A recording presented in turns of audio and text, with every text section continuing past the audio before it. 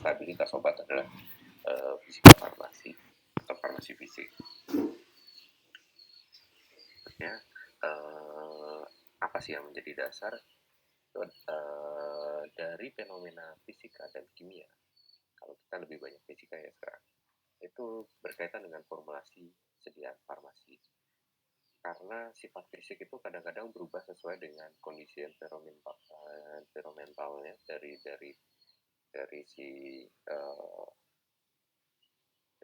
tempat kerjanya atau tempat terdistribusinya atau dari tempat absorpsinya atau bahkan dari sifat metabolisme. Jadi kalau kita mengenal tahapan obat dari ADMT itu semuanya bisa dipengaruhi oleh sifat fisikokimia.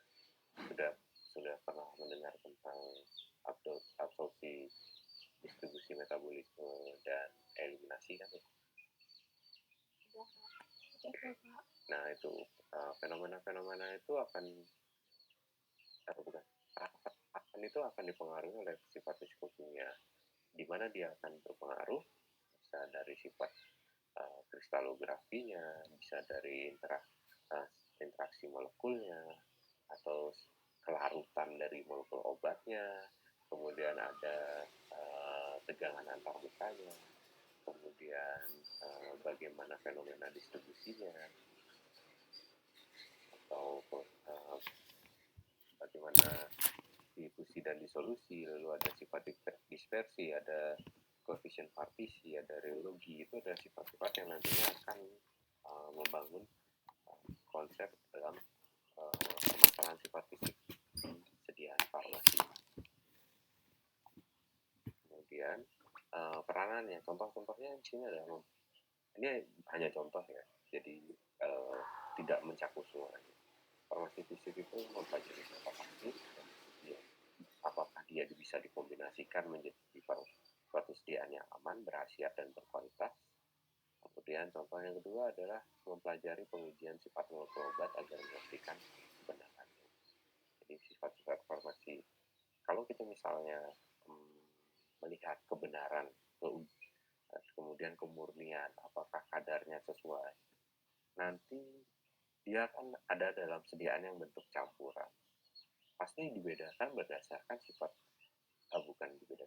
pasti bisa dipisahkan atau diidentifikasi berdasarkan sifat fisika kimia masing-masing bahan yang tercampur dalam sediaan tersebut. Jadi sifat fisika, sifat fisiknya itulah yang jadi dasar pemisahan atau identifikasi. Kemudian contoh lainnya yang ketiga saya ambil contoh adalah mempelajari kestabilan fisik. Jadi selama di pasaran itu fenomena farmasi fisik itulah yang membuat kita bisa menentukan expired date, kemudian beyond use date. Mungkin pernah dengar beyond use date ya. Jadi kalau expired date itu adalah nama obat disimpan dalam kemasannya. Kalau beyond use date adalah setelah obat dibuka pertama kali berapa lama dia bisa digunakan. Itu namanya beyond use date. Soalnya sediaan sirup udah dibuka pertama kali, kemudian diminum. Kemudian berapa hari kemudian kita masih bisa menggunakan sirup yang sudah terbuka tersebut, itu juga bisa ditentukan. Kemudian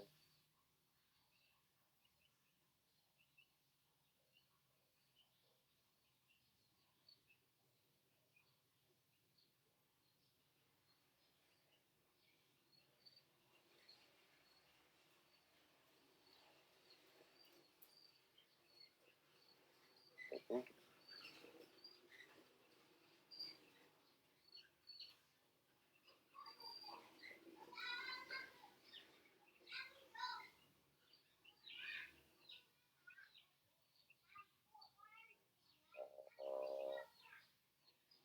sesuatu distribusi partikel sih tepatnya. Distribusi partikel yang lebih banyak kita bahas di diskriminatif. Kalau difusi dan disolusi, yaitu contohnya adalah bagaimana perpindahan suatu zat melewati sebuah membran.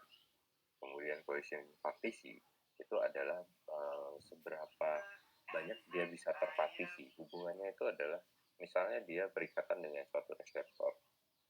di sana akan ada koefisien partisi misalnya. Koefisien partisi antara sisi aktif sama si lagi ligan.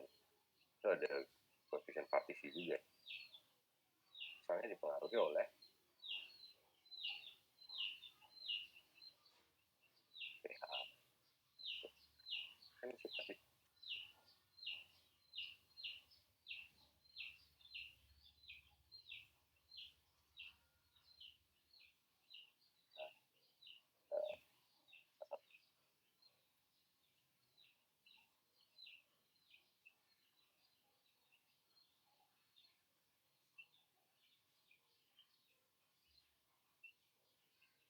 dalam sebuah sediaan farmasi.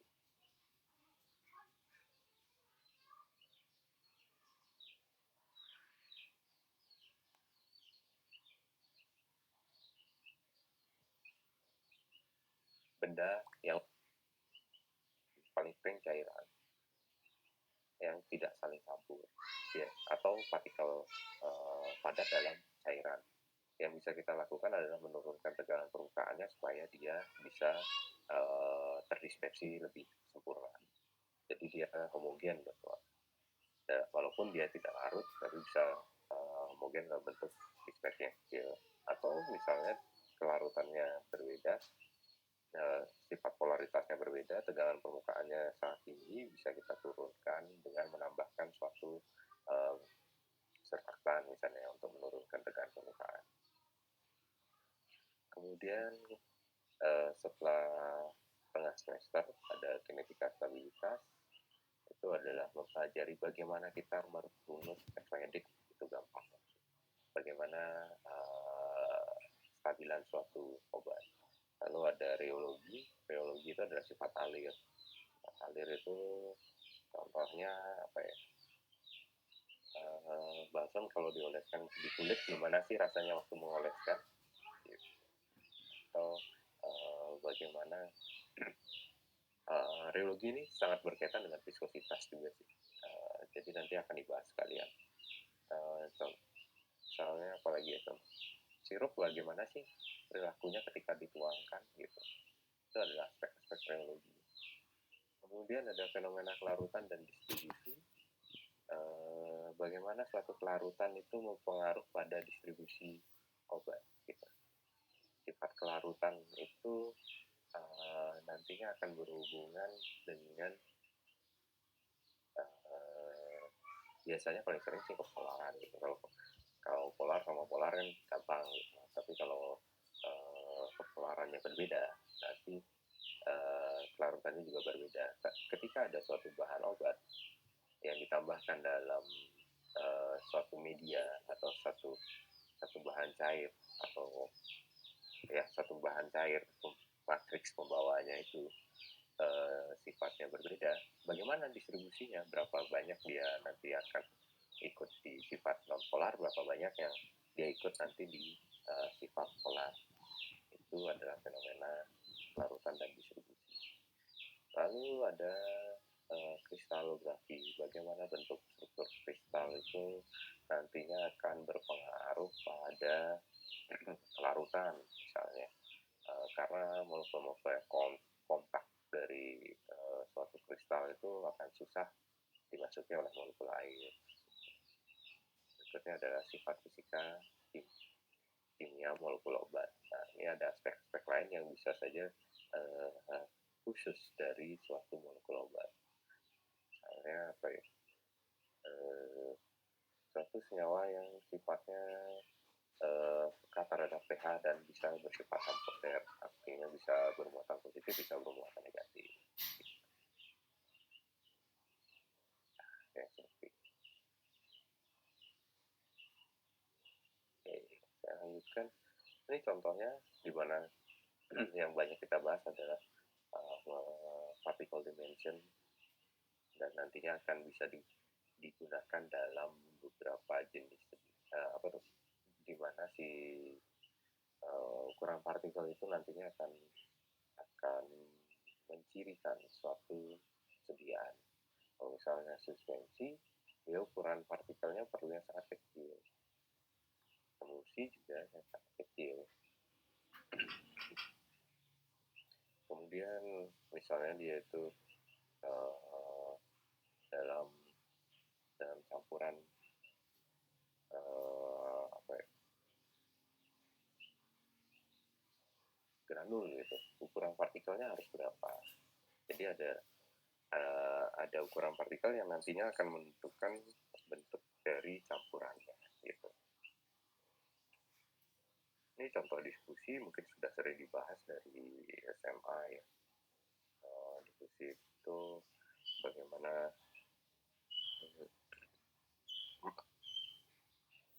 suatu solut itu nantinya dipisahkan oleh barier dan nanti molekulnya akan berpindah dari konsentrasi tinggi ke konsentrasi rendah gitu. Kemudian di solusi nah dia itu bisa larut dalam kondisi tertentu. Jadi di sini diambil contoh bahwa ada sebuah profil di solusi dari teofilin yang pembungkusnya adalah kapsul gelatin lunak. Teofilinnya sama, yang matriksnya adalah sama, adalah kapsul gelatin lunak. Yang dibedakan adalah medianya. Yang digunakan adalah simulated gastric fluid dan simulated intestine fluid. Jadi bagaimana di lambung dan bagaimana di usus. Apa pentingnya yang seperti itu? Jadi kita bisa menentukan profil disolusi itu bisa menggambarkan seberapa banyak obat nantinya akan tersedia dalam bentuk yang siap diserap. Jadi kita bisa membayangkan kalau bentuk mana ya? Bentuk SGF ya. Di gastrik atau di lambung, dia itu disolusinya lebih tinggi, persen terlarutnya lebih tinggi, sehingga dia akan lebih banyak terlepas dari dari matriks sediaannya di lambung. Jadi dia itu pelepasan dari matriks obatnya di lambung. Sedangkan kalau dia dilewatkan sampai ke usus, artinya di usus dia tidak terlalu. Nah, yang membedakan apa biasanya? Yang membedakan adalah pH-nya. Jadi pH itu berpengaruh pada nanti profil terlarutnya. Jadi kita bisa memprediksi kapan obat itu akan terdisolusi dan kapan dia terlepas dari matriknya dan di mana dia siap diserap gitu, lewat absorpsi. Kemudian ada juga berdasarkan sifat kelarutan, misalnya adalah kelarutan garam berdasarkan suatu suhu. Biasanya suhu yang tinggi akan mempercepat kelarutan garam atau solubility dari garam. Jadi semua grafiknya akan naik. Kebanyakan akan naik pada peningkatan temperatur. Tapi ada juga yang dia itu semakin tinggi suhunya tidak dipengaruhi juga oleh fungsi temperaturnya. Jadi ini adalah kondisi di mana suatu garam itu biasanya akan larut bila garam itu akan larut dipengaruhi oleh kondisi temperaturnya. Jadi ada luka larutnya. Gitu. Itu aja sih yang mau dibilang. Kemudian reologi, di mana ada suatu gaya gesek, kecepatan gesek dan tekanan gesek itu nantinya akan berpengaruh pada bentuk atau konsistensi dari suatu zat. Jadi ada jenis-jenis alirannya. Misalnya kalau diberikan contoh itu adalah dilatan ya. Kalau dilatan seiring dengan meningkatnya ketika dia digosok sedikit dia sudah langsung bisa menyebar. Tapi kalau semakin tinggi digosok maka dia itu konsistensinya cenderung melemah.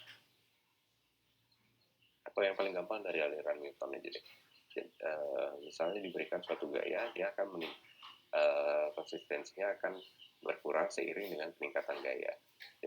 Itu aliran yang sifat reologi yang benar-benar konsisten. Jadi semakin ditingkatkan gaya GC-nya, semakin konsistensinya semakin encer. Itu misalnya. Kalau aliran Diletan, seperti saya ceritakan tadi, dia baru dapat gaya sedikit saja atau digeser sedikit saja, dia sudah cepat naik, sudah cepat dia itu menjadi encer konsistensinya. Tapi seiring dengan peningkatan berikutnya, dia itu mulai tidak berhibrida signifikan sampai di mana diberikan gaya yang sangat tinggi pun juga tidak memberikan pengaruh pada keencerannya gitu atau konsistensinya. Itu berbanding terbalik dengan pseudoplastik. Jadi kalau aliran plastik ada suatu gaya tertentu yang harus dipenuhi untuk mendapatkan suatu kondisi konsistensi reologi tertentu. Oke, untuk pendahuluan gitu aja dulu, buat review aja.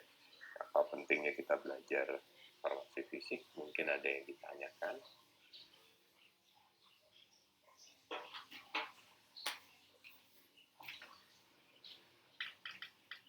Mungkin ada yang ditanyakan.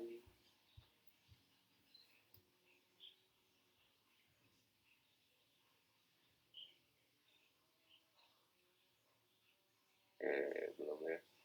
Jadi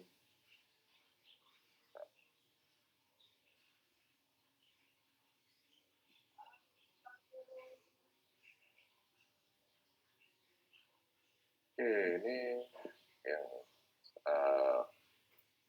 bukunya yang saya bilang sudah saya download, jadi tinggal saya bagi aja. Mungkin kalian kesulitan mencari buku atau jurnal, itu bisa dicari di sini ya. Cari namanya, copy, dan itu datanglah ke Library Genesis, ketik namanya, search, dan kemudian ada bukunya. Silahkan download di bagian mirrornya. Mungkin ada pertanyaan dari kalian. Ya. Itu aja dulu yang bisa saya sampaikan.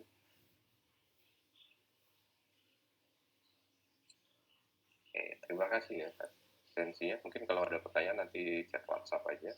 Jadi bukunya nanti bisa saya kasih link Google Drive di info aja ya. Terima kasih. Nah, kita ketemu minggu depan di info aja saya.